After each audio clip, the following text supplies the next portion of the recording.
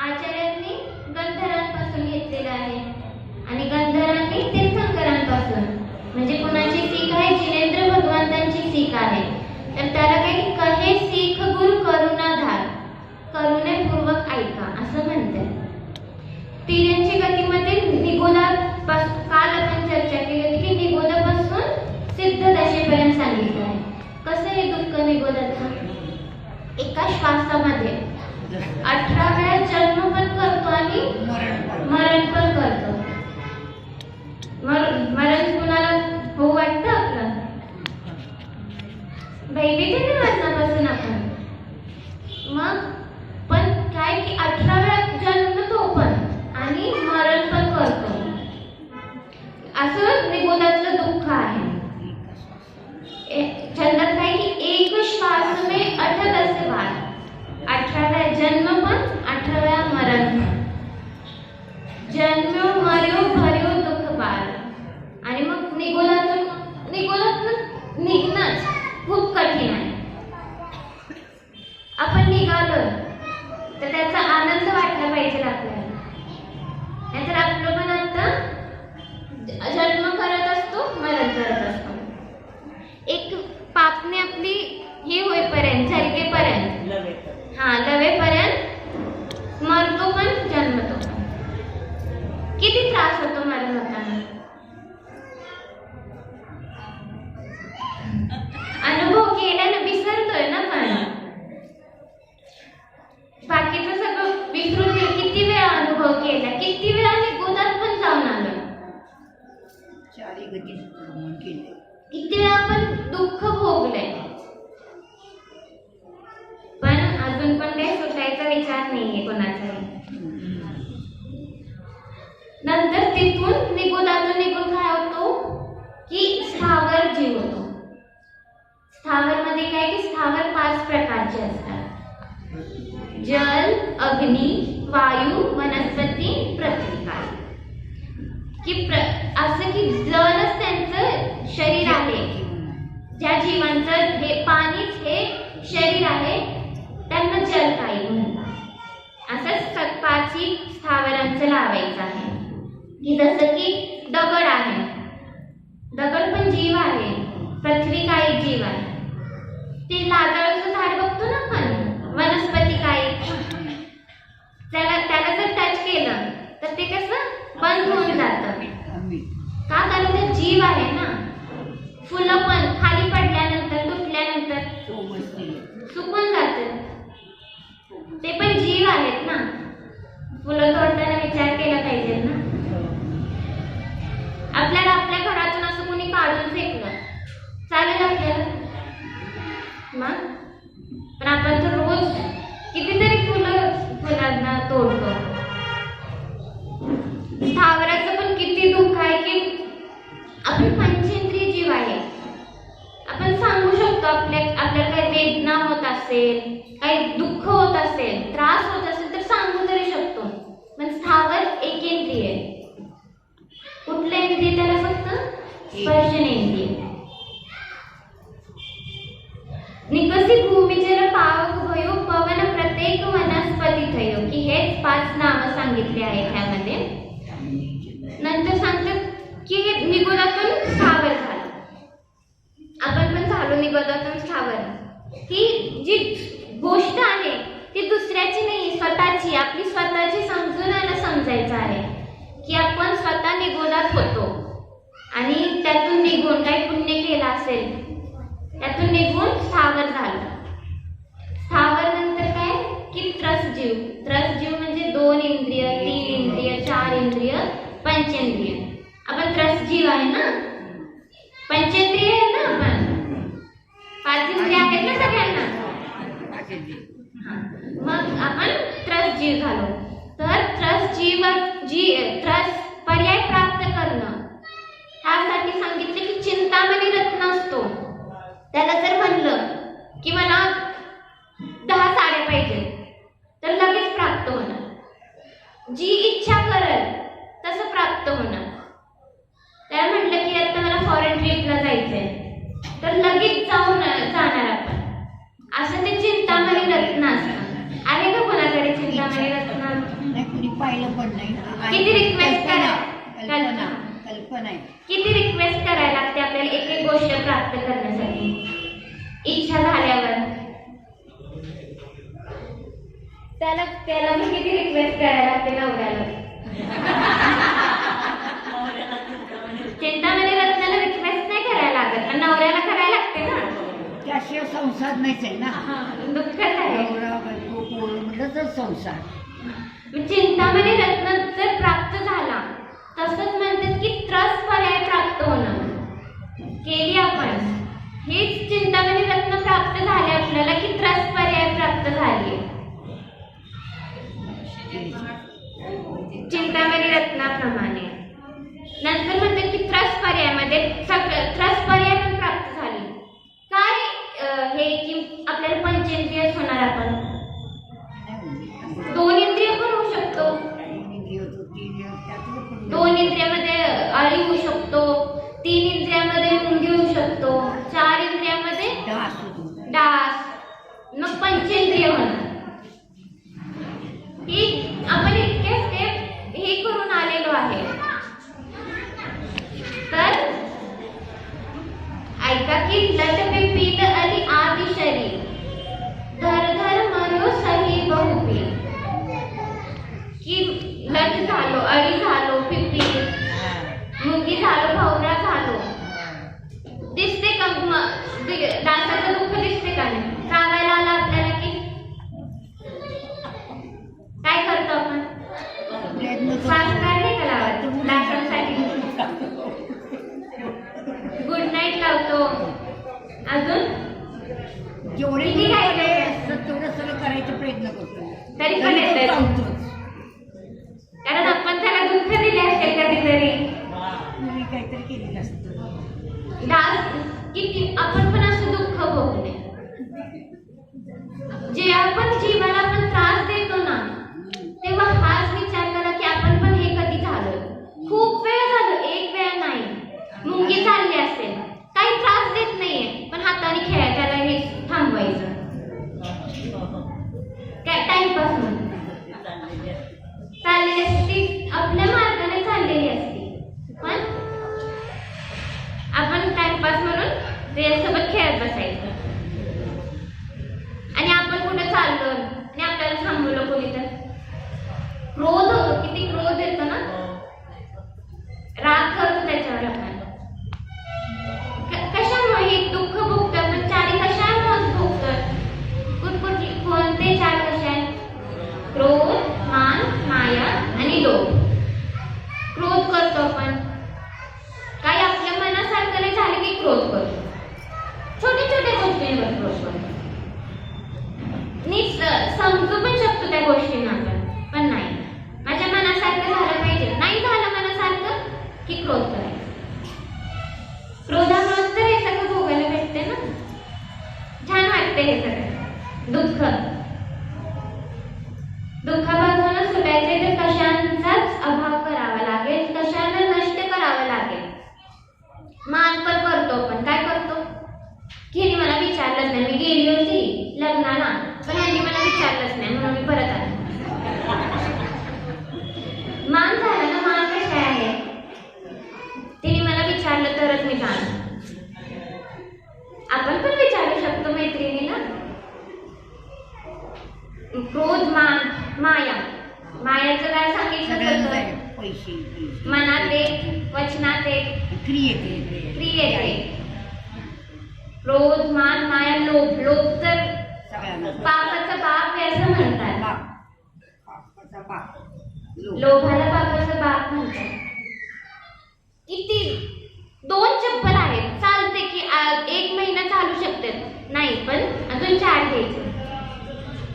Shoes वेगळे पाहिजे, Crocs वेगळे पाहिजे, ड्रेस वेगळे पाहिजे, ड्रेस वेगवेगळे पाहिजे, वन पीस वेगळं पाहिजे. सगळं वेगळं पाहिजे. साडी पण वेगवेगळ्या पॅटर्नची नको पाहिजे. दागिने पाहिजे. नवीन कुठलं लायराची पॅन्ट पाहिजे. ब्रँडेड पाहिजे. ब्रँडेड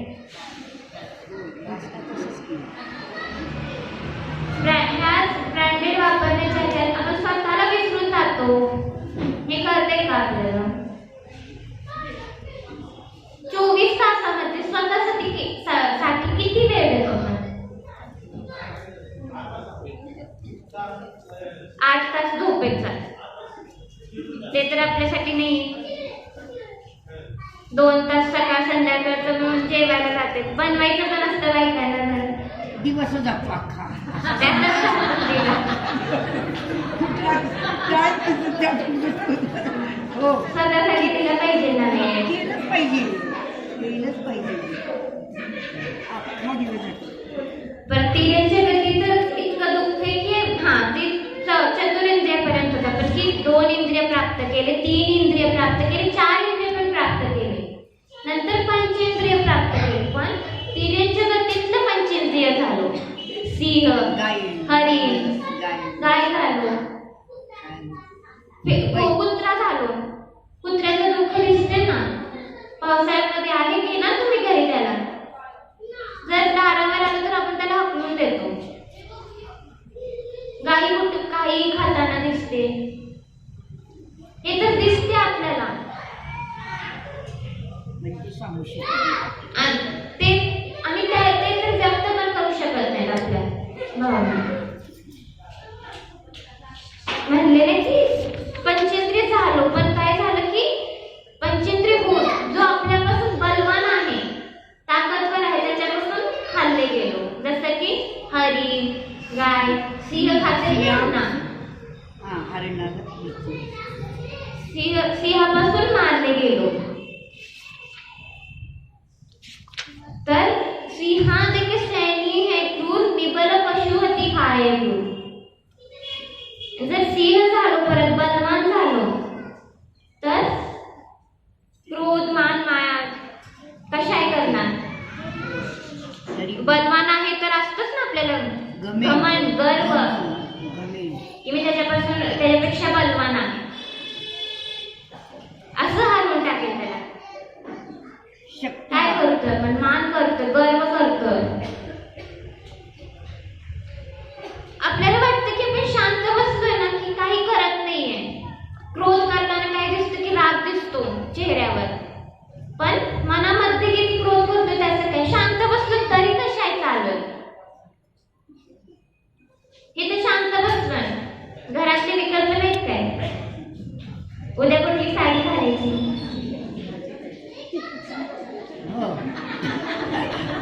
हा तर पहिला मोठा विकल्प आहे. उद्याचे 4-5 दिवसाने ठरवून ठेवलं. सगळं ठेवलं, हे तर उद्याचं झालं. 2 महिन्याची ट्रिपला जाणार असेल, त्याची पण आत्तापासूनच तयारी करतो.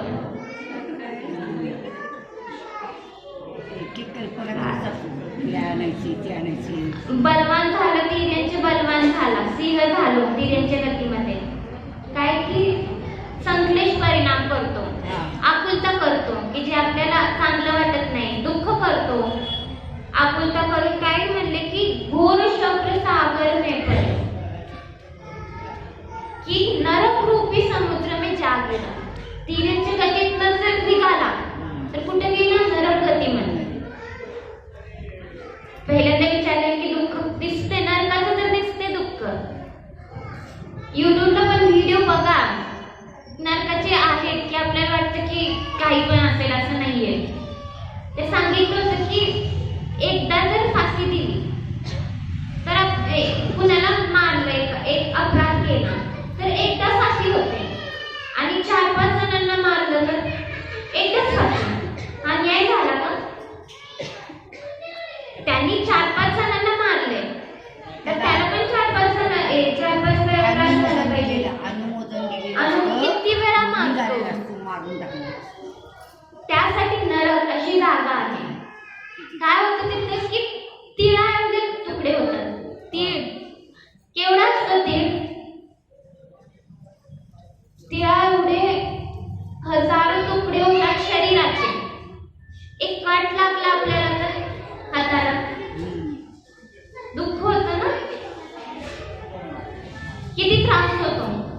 कुणी चिमटा जरी काढला तरी त्याला आपण काही करत नाही, पण मनामध्ये किती हे करतो.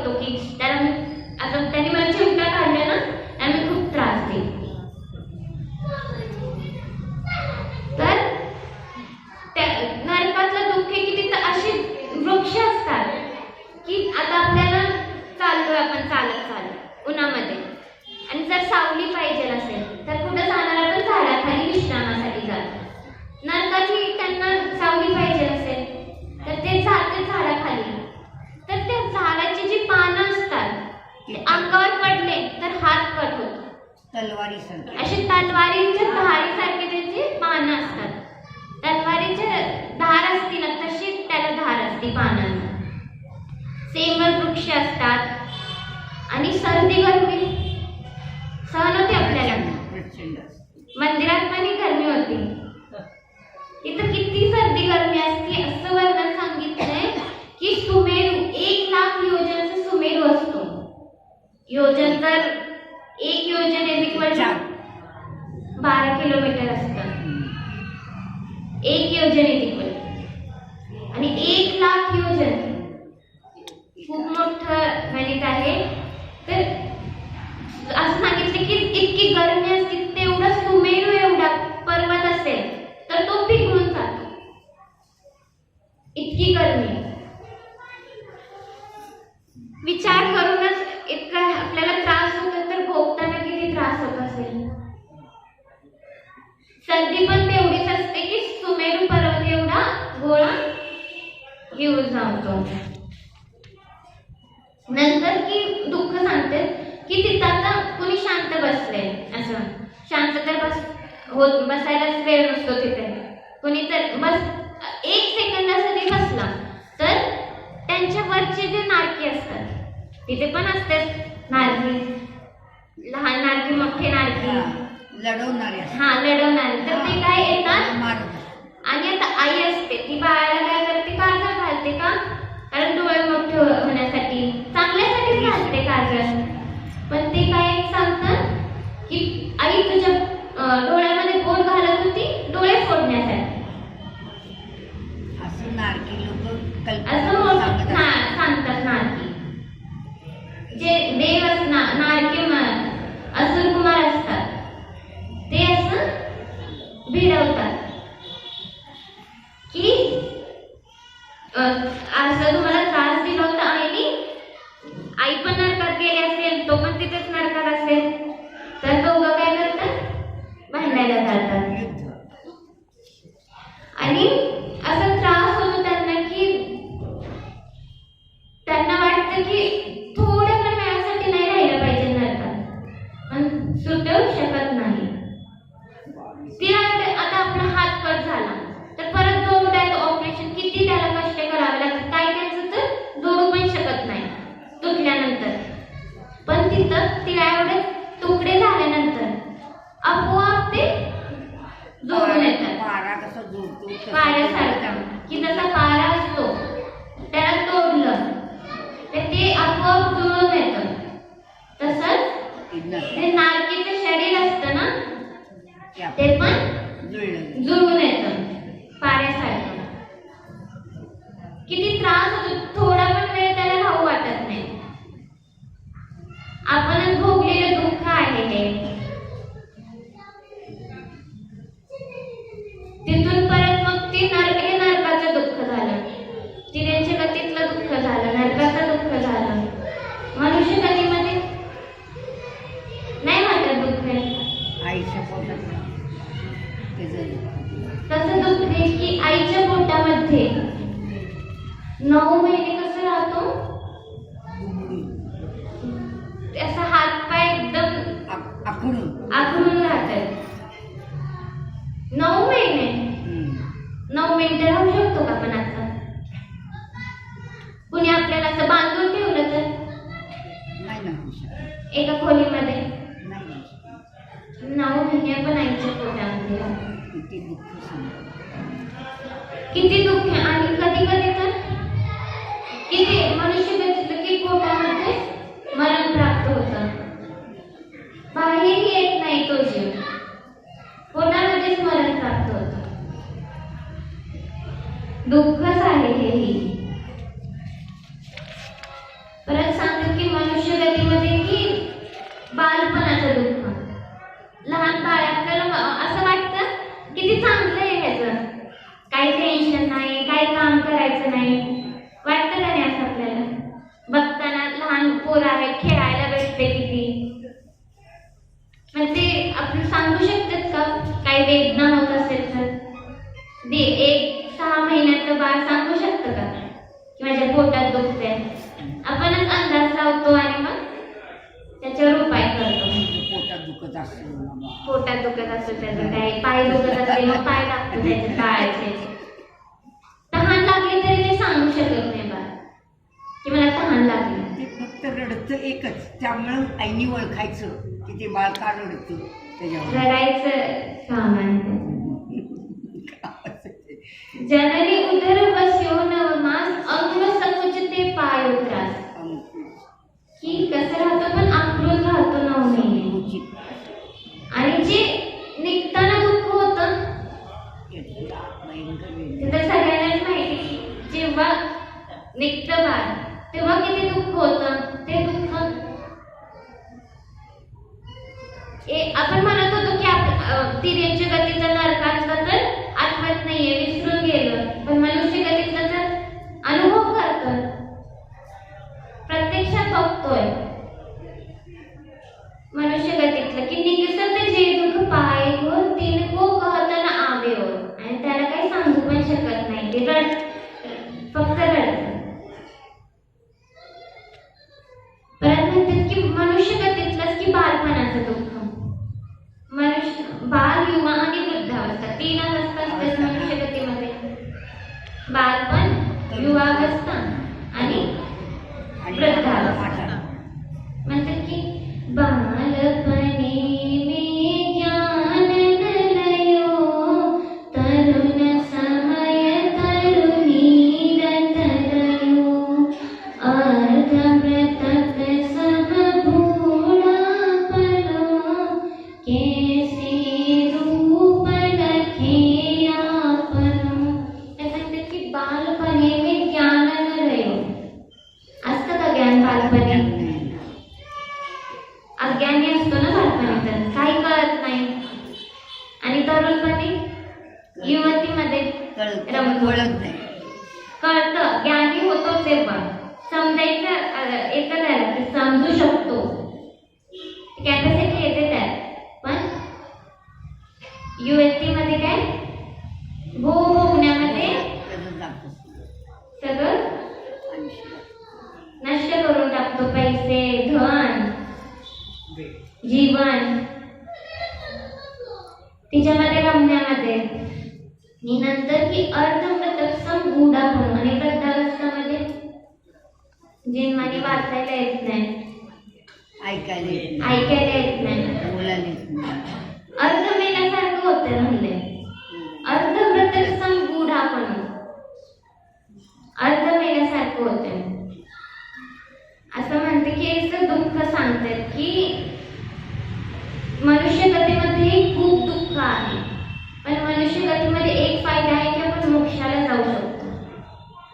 बाकी कुठल्याही गतीतून मोक्षाला नाही जाऊ शकत. तर मनुष्य गतीमध्येच आपल्याकडे चान्स आहे. गोल्डन चान्सने जॅकपॉट लागले असं समजा की मनुष्य गती प्राप्त झाली. किती खुश होतो म्हणे आपल्याला सेलमध्ये काय लागलं तर. खरेदी करायला गेलो मॉलमध्ये आणि एखादी वस्तू लागली, बेडशीट लागली, किती खुश होतो म्हणे आपण. आणि हा मनुष्य भाव प्राप्त झाला,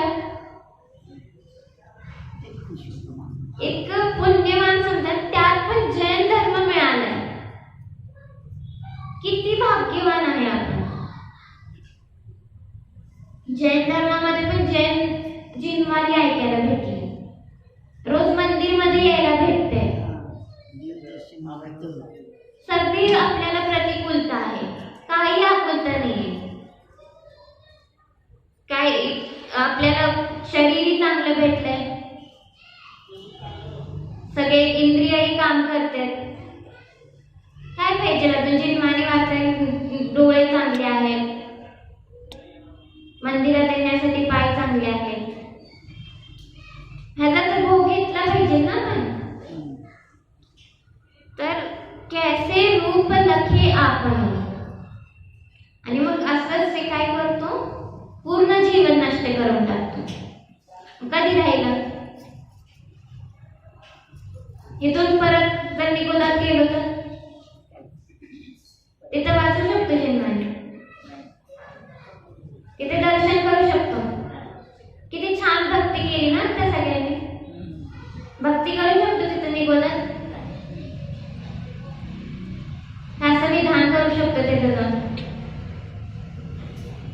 काही करू शकत नाही निगोदामध्ये, तिर्यंच्या गतीमध्ये पण करू शकत नाही, देव गतीमध्ये पण करू शकत, तिथे दर्शनाला जाऊ शकतो पण संयम धारण करू शकत नाही. मनुष्य गतीमध्ये संयम तर धारण करू शकतो आपण, संयमाशिवाय मोक्ष नाहीये. तर 3 गतीचा आपण बघितला की दुःख कसं आहे. देवगतीचं उद्या पाहूया. विचार करा की देवगतीमध्ये कसं दुःख असेल की. देवगतीचं उद्या पाहूया. पण आजचं जे पाहिलं की तिर्यंच्या गतीचं, नरकाचं, आपण घरामध्ये बांधून ठेवतो प्राण्यांना, कुत्रा असू दे, मांजर असू दे. आपल्याला तर फ्रीडम लागतो आणि त्यांना नको का फ्रीडम? त्यांना सुद्धा फ्रीडम पाहिजे. तर देवगतीमध्ये पण ईर्ष्या असते की दुसरा देव किती मोठा आहे, ह्याच्यासारखं मला का वैभव नाहीये. हे तर मनुष्य गतीमध्ये पण जळतो आपण, जळतो दुसऱ्यावर. तिच्याकडे किती धन आहे,